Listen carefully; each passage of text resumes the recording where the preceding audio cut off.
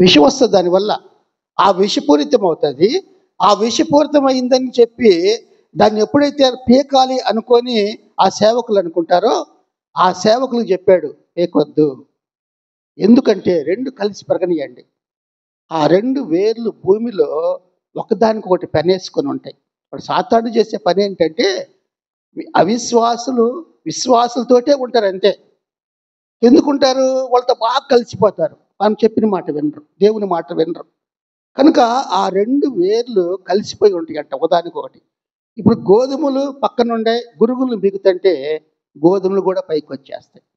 కనుకనే కోత సమయం వరకు రెంటిని ఎదగనివ్వండి అంటాడు. కోత సమయం అంటే అదే ఎగ్జామినేషన్, పరీక్ష, తీర్పు. ఆ పరీక్ష సమయం వరకు దాన్ని పెదగనిస్తే అప్పుడు పీకండి అంటాడు.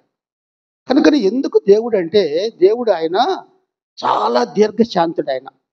ఆ దీర్ఘశాంతుడైన దేవుడు ఎప్పుడు మనకి సమయం ఇస్తాడు అంతే.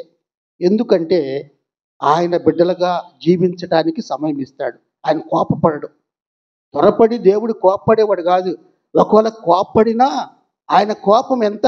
ఒక నిమిషం మాత్రమే ఉండేది. ఆ నిమిషం మాత్రం ఉండే కోపపడే దేవుడు మరి ఆయన ఎప్పుడు మన మీద వాత్సల్యం ప్రేమ చూపుతాడు.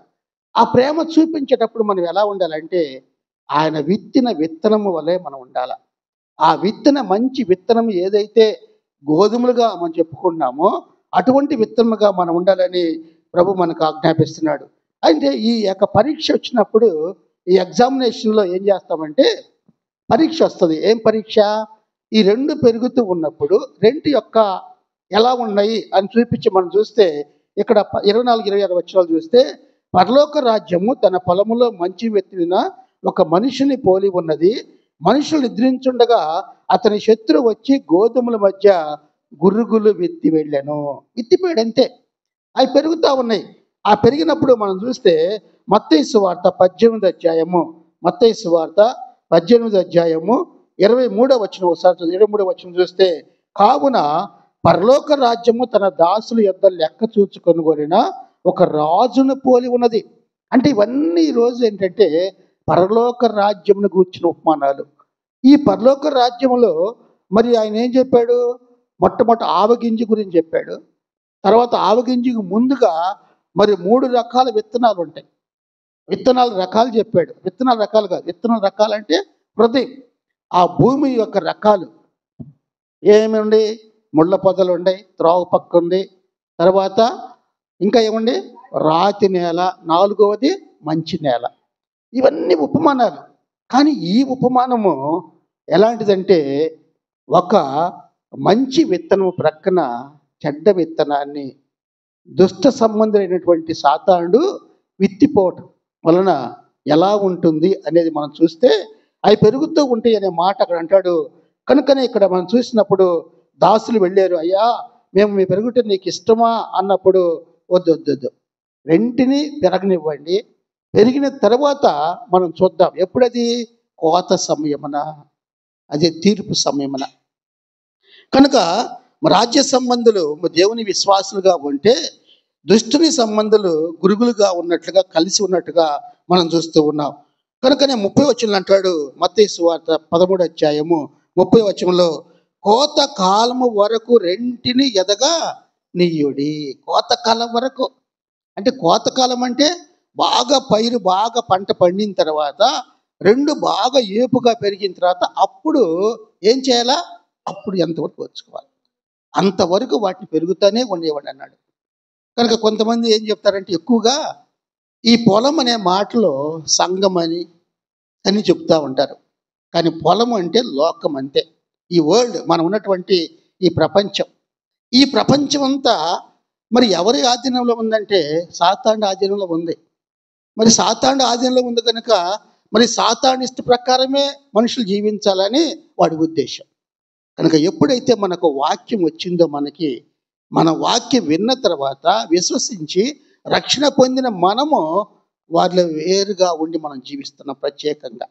కనుకనే ఈ లోకం అనేటువంటి పొలములో రెండు కలిసి పెరగనివ్వండి. గోధుమలు, గురుగులు పెరిగిన తర్వాత కోతకాల సమయంలో మాత్రమే వాటిని మనం కూర్చున్నప్పుడు అప్పుడు వాటికి ఒక లెక్క ఉంటుంది.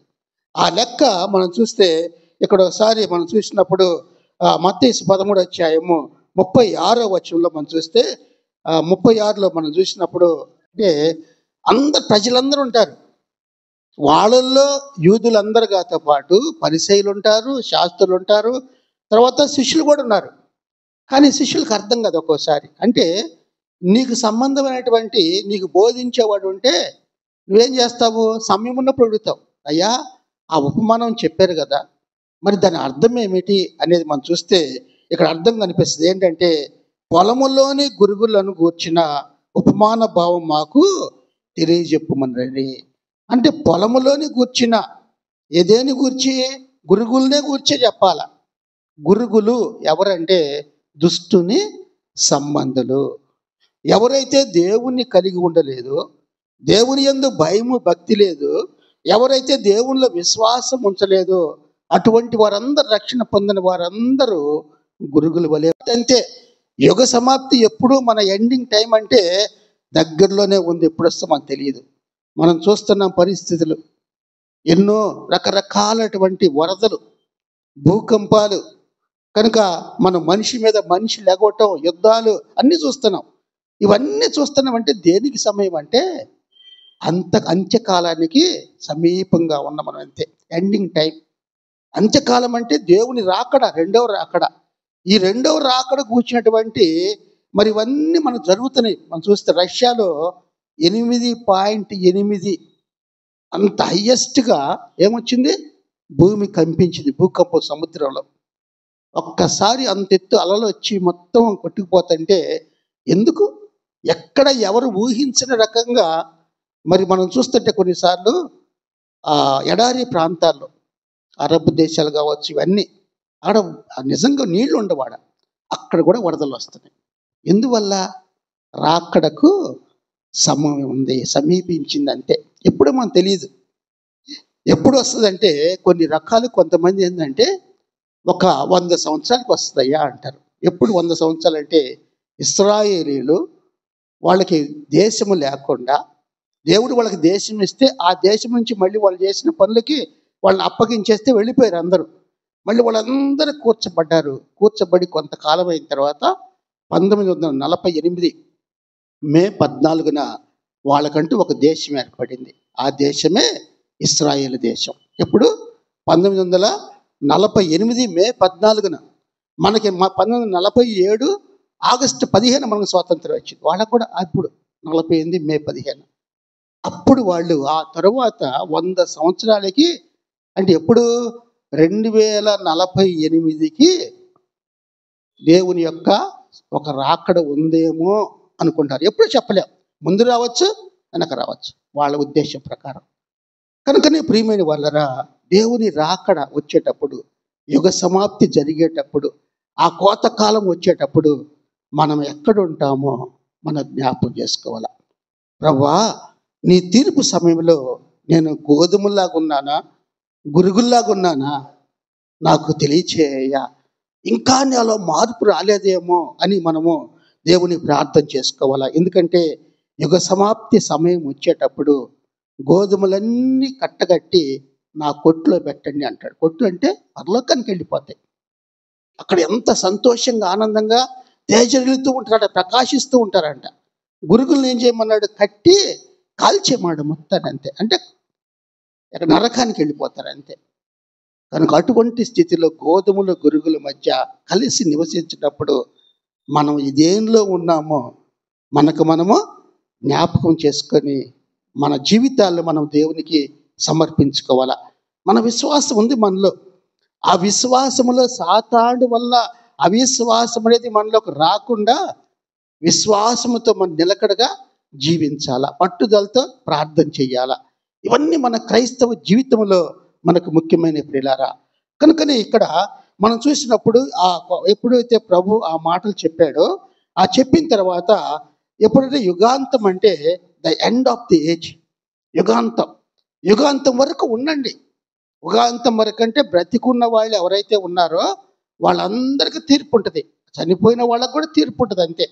మనందరం ఎక్కడికి రావాలంటే యేసుక్రీస్తు ప్రభు యొక్క న్యాయపీఠం దగ్గరికి మనం రావాలా. చూడండి, కొరింథీయులకు రాసిన 2వ పత్రిక అపోస్తలుడైన పౌలు కొరింథీయులకు రాసిన 2వ పత్రిక మనం చూస్తే 5వ అధ్యాయము 10వ వచనంలో, ఎందుకనగా తాను జరిగించిన క్రియల చొప్పున అని మంచివైనను సరే చెడ్డవైనను సరే దేహముతో జరిగించిన వాటి ఫలమును ప్రతి వాడును పొందినట్లు మనమందరమును క్రీస్తు న్యాయపీఠం ఎదుట ప్రత్యక్షం కావాలను. మనందరం, మనకు ముందు మరణించిన వారు కూడా అందరు ప్రత్యక్షం అవ్వాలి. ప్రత్యక్షమైనప్పుడు అప్పుడు నువ్వు ఈ మంచి చేసావా, చెడు చేసావా, నీతిమంతుడిగా ఉన్నావా, దుష్టునిగా ఉన్నావా, విశ్వాసిగా ఉన్నావా, అవిశ్వాసిగా ఉన్నావా, ఎలా ఉన్నావు, రక్షణ పొందావా, ఇవన్నీ చూసిన తర్వాత అక్కడ మనకి తీర్పు ఉంటుందని మనం తెలుసుకోవాలా. కనుక ఈరోజు దేవుడు మనకి గోధుమలు గురుగుల మధ్య నివసిస్తున్నాయి, గోధుమలు గురువులు కలిసి నివసిస్తున్నాయి. మనం కూడా ఈ లోకంలో మనం కూడా కలిసి ఉంటున్నాం, కలిసి జీవిస్తున్నాం. కనుక మనం జాగ్రత్తగా ఉండాలా.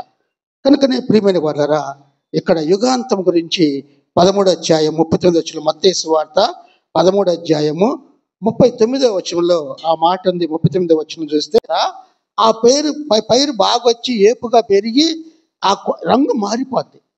ఆ రంగు మారిన తర్వాత అప్పుడు కొడవలు పెట్టి వస్తారు. మరి తీర్పు సమయంలో కూడా ఆ కొడవలి పెట్టినప్పుడు గురుగులు గోధుమల్ని రెంటిని చూసి రెంటిని కోస్తారు. అంతే, కోసి పురుగులన్నీ ప్రక్కన పెట్టేసి కట్టగట్టి అగ్నిలో కాల్చేయమంటాడు. గోధుమలు మాత్రము నా కొట్లలో నింపుడి అంటాడు. అంటే పరలోక రాజ్యానికి చెందినవి అనమాట. కనుక ఇక్కడ ఈ తుది తీర్పు అనేది మనం చూసినప్పుడు యోవేలు గ్రంథంలో మనకు కనిపిస్తుంది. ఎందుకంటే పైరు ముదిరినది కొడవలి పెట్టి కోయుడి. కోత కోసే సమయం వచ్చింది. కనుక ఒకసారి ప్రకటన గ్రంథం 14వ అధ్యాయము, ప్రకటన గ్రంథము 14వ అధ్యాయము 15వ వచనం మనం చూస్తే 14వ అధ్యాయం 15, పైరు పండి ఉన్నది, కోత కాలం ఉంది. ఆ పండింది కనుక దాని ఉద్దేశం అంటే కోత సమయం వచ్చేసింది అంతే. ఈ కోత సమయం వచ్చిందంటే దాన్ని కొడవలు పెట్టి కొయ్యాల్సిందే అనే ఆ మాట మనం చూస్తున్నాం. కనుకనే మన జీవితాల్లో ఈరోజు మనం అన్వయించుకొని గోధుమలు గురుగులు మరి కోత సమయంలో యుగ సమాప్తిలో ఏ రీతిగా ఏవి ఎక్కడ ఉంటాయో మనం తెలుసుకున్నాం. దేవుడు ఉపమానాల ద్వారా పరలోక రాజ్యంలో ఎవరు ఉంటారు, ఎవరు ఉండరు అనే దాని గురించి మనకి బోధిస్తున్నట్టుగా మనం చూస్తున్నాం ప్రియులారా. అదే కాకుండా ఈ తుది తీర్పులో ఆ తీర్పులో ఏమవుద్దంటే ఇంక 2 రకాల జీవులు ఉన్నాయి. ఒకటి గొర్రెలు, మేకలు. ఈ గొర్రెలు మేకలు కలిసి ఉన్నాయి. కలిసి ఉన్నప్పుడు దేవుడు అన్నాడు, కలిసి ఉన్నప్పుడు వాటిని వేరు చేయమన్నాడు. వేరు చేయండి అన్నాడు. మేకలన్నిటి ఒక పక్కన పెట్టారు, గొర్రెలన్నిటినీ ఒక పక్కన. ఎవరు పెట్టాలి అవి? గొల్లవాడు. ఆయన చేసే పని మత్తయి సువార్త 25వ అధ్యాయం మనకు కనిపిస్తుంది. మత్తయి సువార్త 25వ అధ్యాయము 31 నుంచి 31, 33, 31 నుంచి 33 వచనాలు చూస్తే కనిపిస్తుంది. కనుక గొల్లవాడు ఎప్పుడైతే ఆ మేకల్ని గొర్రెల్ని వేరు చేశాడో, కుడివైపున అన్ని గొర్రెలను తీసుకురమ్మన్నాడు దేవుని కుడివైపున, ఎడం వైపున మేకలను ఉంచమన్నాడు. అంటే కుడివైపున ఉన్నవి ఆయనకు చెందినవి, ఎడం వైపున ఉన్నవి ఆయన చెందినవి కాదు, దుష్టుకు సంబంధించి. ఎందుకు ఉదాహరణలు అంటే, గోధుమలు గురుగులు ఎలా కలిసి ఉన్నాయో మేకలు గొర్రెలు కూడా అలాగే కలిసి ఉన్నాయి. దేవుడు అంటాడు, ఎక్కడ మేక గురించి చెప్పలా, మేకలు నా స్వరం విన్ను అనలా. ఏమన్నాడు? గొర్రెలు నా స్వరం. గొర్రెలు మనం. ఎందుకంటే అంతగా విధేయత లోబడేవాళ్ళం మనం. కాపరికి ఎంతగా విధేయత లోబడతాయి అంటే వాటికి సరిగా చూడలేవు, కిందకే చూస్తే కానీ పైకి చూడవయ్యి. వాటి స్వభావము కింద చూసుకుంటూ పోతా ఉంటే ఎటు పోతుందో తెలియదు. కానీ కాపరి స్వరం వింటే ఒక్కసారి పరిగెత్తుకుంటూ వస్తాయి. అందుకంటాడు, నా గొర్రెలు నా స్వరం వినును, అవి నన్ను వెంబడించును, నేను వాటిని కనుగొంటా, కనుక వాటికి నేను నిత్య జీవాన్ని ఇస్తా అంటాడు. కనుక మనము ఆయన గొర్రెలుగా ఉన్నాము కనుక మేకలుగా లేవు. అందుకనే మేకల్ని ఎక్కడ పెట్టాడు? ఎడం వైపున పెట్టాడు, గొర్రెలేమో కుడి వైపున ఉన్నాయి. ఆ పెంచిన తర్వాత అక్కడ ఒక మాట ఉంది, చూస్తే చివరిలో మనం చూస్తే మనకు కొంచెం బాధ కలిగింటది. 25వ అధ్యాయం మనం చూసినప్పుడు 25వ అధ్యాయంలో అక్కడ ఒక మాట ఉంది. 46వ వచనంలో ఒక మాట ఉంది. నిశ్చయముగా చెప్పుచున్నానని వారితో అనను, వీరు నిత్య శిక్షకు, నీతిమంతులు నిత్య శిక్ష. అంటే ఇంక ఎప్పుడు ఆడ ఏడుపు పండుకోవటం అంతే. ఎక్కడ? నరకంలో. కానీ ఇక్కడ నిత్య జీవమునకు పోవద్దు. ఎక్కడికి వెళ్తాం మనం? పరలోకానికి వెళ్తారు. గోధుమలు, గురుగులు, మేకలు, గొర్రెలు. ఏ రీతిగా ప్రభు తీర్పు తీర్చాడో ఆ తీర్పు మనం అన్వయించుకోవాలి మన జీవితాలకు. ప్రభువా, నేను నీకు ఇష్టమైన బిడ్డగా నేను జీవిస్తున్నానా? నీ యందు విశ్వాసముతో, భయభక్తులతో నీకు సంబంధించిన, నీకు చెందిన వానిగా నేను ఉన్నానా? ఉంటే గోధుమల వలె ఉంటానయ్యా. ఎందుకంటే అది మంచి ఆహారానికి, మంచి పౌష్టికమైన ఆహారానికి గుర్తది గోధుమలు. యేసుక్రీస్తు ప్రభు కూడా ఆయన రొట్టె విరిచి, ఇది నా శరీరము, నన్ను జ్ఞాపకం చేసుకుంటకు దీన్ని చేయడానికి. ఎందుకంటే నలగొట్టబడిన శరీరం అది అయింది, మన కోసం దున్నబడింది. అంతగా ఆయన కొరడా దెబ్బలు కొట్టి, 39 కొరడా దెబ్బలు కొట్టి, మరి ఆ శరీరం అంతా చర్మము, ఆ మాంసం చీలి రక్తం చిందుతూ ఉంటే ఆ రీతిగా మరి ఆయన శరీరాన్ని ఏమన్నాడు? రొట్టెగా మార్చాడు. ఈ రొట్టె తినండి, ఎందుకంటే నా శరీరానికి గుర్తు. కనుక గోధుమలు ఆ రీతిగా ఉంటే, గురుగులు ఎలాంటివి అంటే అవి విషపూరితమైనవి. ఆ పంటనే పాడు చేస్తాయి అంట కదిలిస్తే.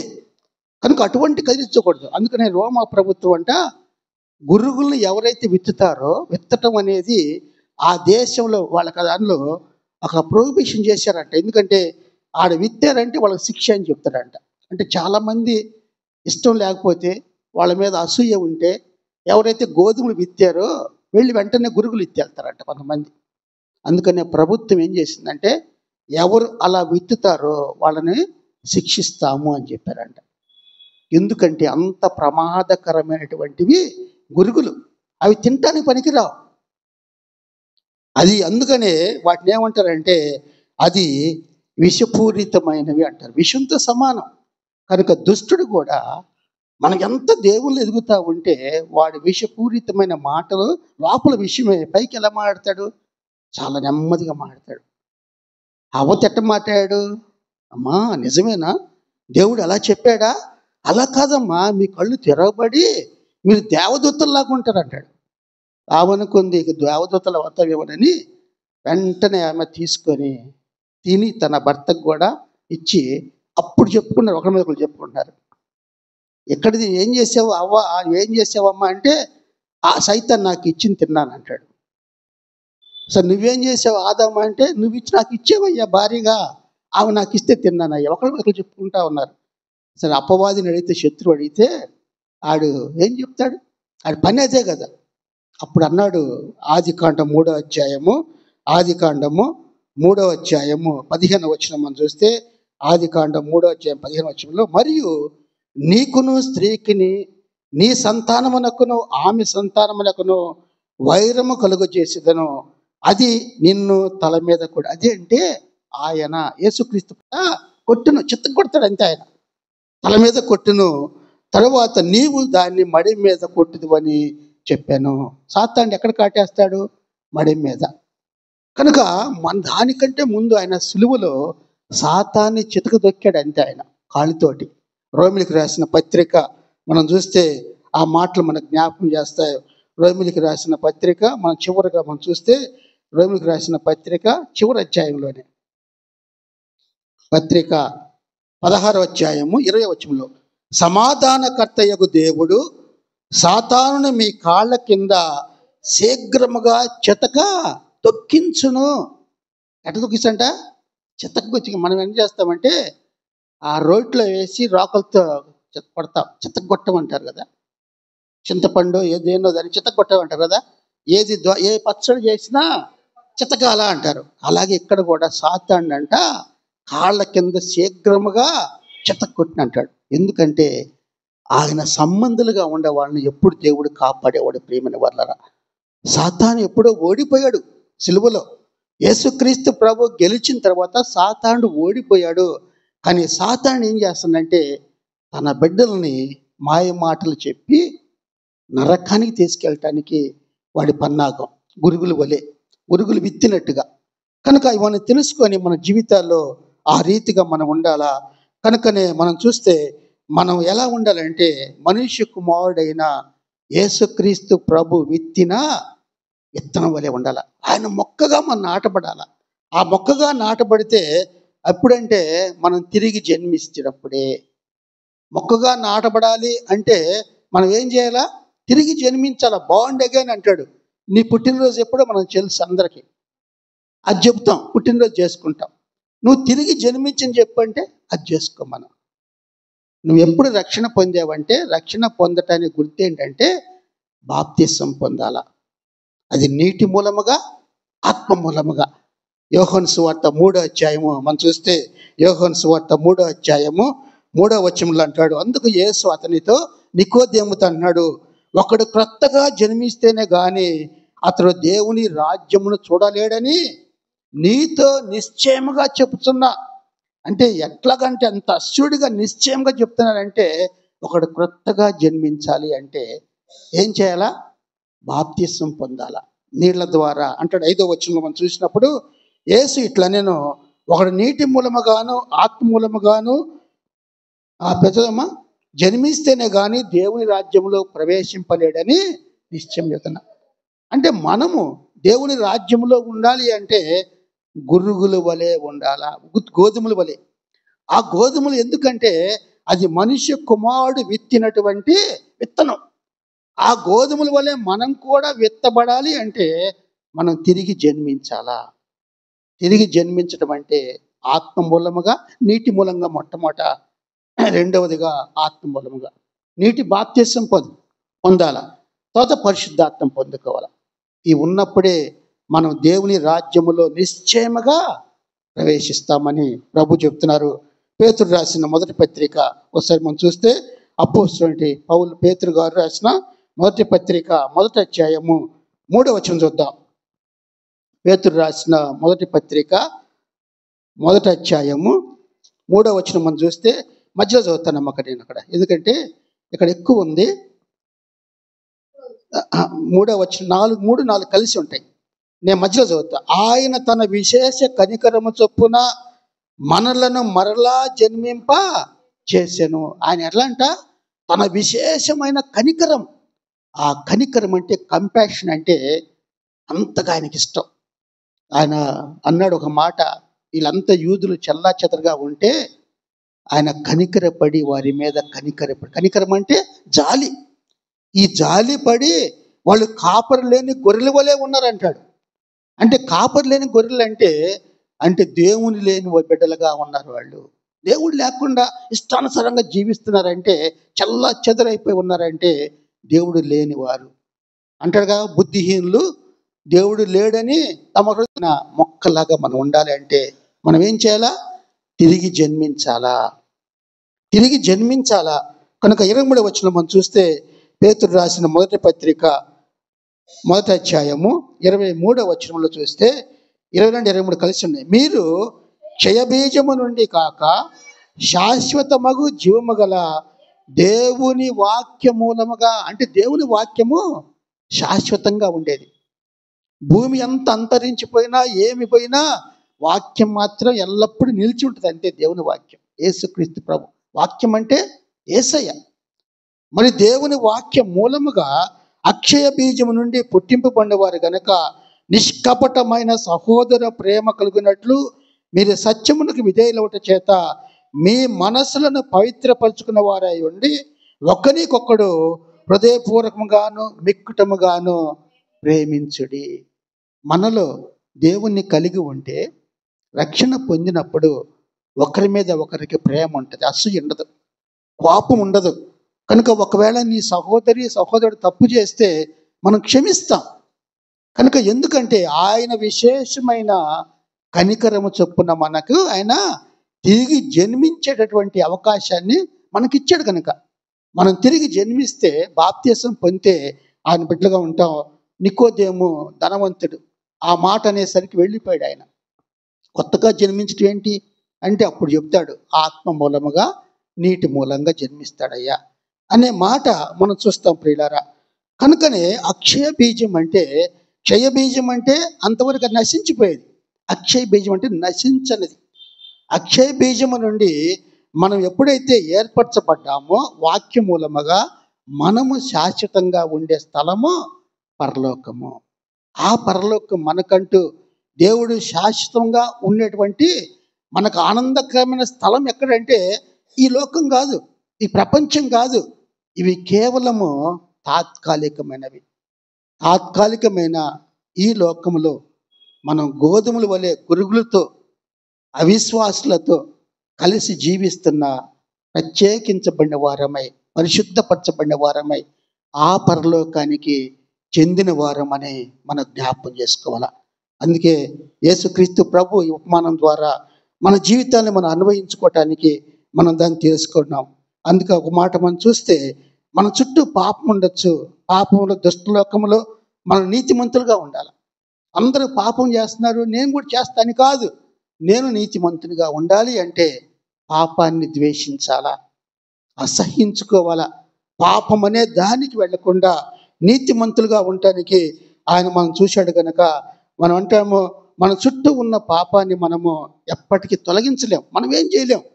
కానీ పాపములో ఉండి, పాపపు లోకంలో ఉండి పాపులము కాకుండా ప్రియమైన యేసులో మనం రక్షణ పొంది ఆయన బిడ్డలుగా జీవించేవారంగా నీతిమంతులుగా మనం ఉండాలా. కనుకనే ఫిలిప్పీకి రాసిన పత్రిక చూస్తే మనకు ఒకసారి 5 నిమిషాల్లో ముగిస్తా. ఫిలిప్పీకి రాసిన పత్రిక 2వ అంటాడు, ఈ లోక మర్యాదను అనుసరింపక ఉత్తమమును అనుకూలమును సంపూర్ణమై ఉన్న దేవుని చిత్తం మీద పరీక్షించి తెలుసుకున్నట్లు మీ మనస్సు మారి నూతన మొగటకు రూపాంతరం పొందుడి. ట్రాన్స్ఫర్మేషన్. మన మనస్సు మారి రూపాంతరం పొందాలంటే, ఒకవేళ నీవు అవిశ్వాసంగా ఉన్నవేమో, దేవుని గురించి నువ్వు తెలుసుకోవాలని ఆశ ఉన్నప్పుడు ఆ ఆశ దేవుని మాటలు వినిన తర్వాత నీలో విశ్వాసం పెరుగుద్ది. ఆ విశ్వాసం పెరిగిన నీవు నీ మనస్సు మారి రూపాంతరం చెందుతావు. ఎలాగంటే దేవుని బిడ్డగా, దేవుని కుమార్తెగా, దేవుని కుమారునిగా మనం రూపాంతరం చెందే ఉండాలి. కనుక ఈ లోకం అంతా ఎలా ఉందంట? లోకం ఎలా ఉందంటే ఆ లోక మర్యాదను అనుసరించదు అంటాడు. మనం అంటాము, అయ్యా మర్యాదలు పాటించాలి కదా అంటే, లోకంలోనే మర్యాదలు ఏమిటంటే పాపంతో ఉంటాయి కొన్నిసార్లు. వాటికి కొన్నిసార్లు మనం దూరంగా ఉండటమే మంచిదని ప్రభు ఇక్కడ చెప్తున్నాడు. కనుకనే దైవిక తీర్పు వస్తుంది, కానీ దేవుడు అంటాడు ఇప్పుడు కాదు, ఇంకా ఆలస్యం ఉంది. ఓపిక పట్టండి, గోధుమలు గురుగులను పెరగనివ్వండి. ఆ పెరిగి కోతకాలం వచ్చేంత వరకు 2 కలిసి పెరుగుతూ ఉంటాయి. పెరిగిన తర్వాత తీర్పు వస్తుంది అంతే. పేతురు రాసిన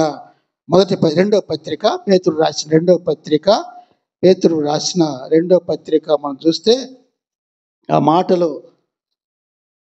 3వ అధ్యాయము 9వ వచనము, కొందరు ఆలస్యమని ఎంచుకున్నట్లు ప్రభు తన వాగ్దానమును గూర్చి ఆలస్యము చేయువాడు కాడు, గాని ఎవడనూ నశింపవలనని ఇచ్చేంపక అందరూ మారు మనసు పొందవలనని కోరుచు మీ ఎడల దీర్ఘశాంతము గలవాడై ఉన్నాడు. దేవుడు వచ్చేవాడే, రావచ్చు. ఆయన రావలసిన వాడు ఎప్పుడో వచ్చేవాడే. కానీ ఎందుకు ఆలస్యం చేస్తున్నాడంటే ఎవరు నశించిపోకుండా నరకానికి వెళ్లకుండా అందరూ రక్షింపబడాలని ప్రభు ఆలస్యం చేస్తున్నాడు. మరి వాగ్దానం చేసిన దేవుడు వస్తాడు తప్పక.